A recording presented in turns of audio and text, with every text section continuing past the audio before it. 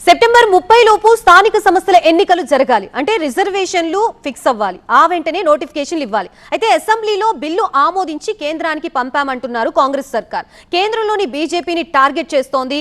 ఇటు BJP BRS లు కూడా అదే స్థాయిలో కౌంటర్ ఇస్తున్నాయి. ఒకసారి ఆ 3 బ్రేకింగ్స్ ని చూద్దాం. బీజేపీ వర్షన్ ఏంటో ఫస్ట్ చూద్దాం. బీసీ రిజర్వేషన్లపై కాంగ్రెస్ కి చిత్తశుద్ధి లేదు అంటున్నారు బీజేపీ నేతలు. ఇటు ముస్లిం వాటా 10% తీసేస్తేనే రిజర్వేషన్లకి ఆమోదం తెలుపుతామంటున్నారు. మోదీతో నేనే మాట్లాడి ఒప్పిస్తానంటున్నారు కిషన్ రెడ్డి. ఇటు బీఆర్ఎస్ వర్షన్ చూద్దాం. ఢిల్లీ వెళ్లి కాంగ్రెస్ ఏం సాధించిందని బీఆర్ఎస్ ప్రశ్నిస్తోంది.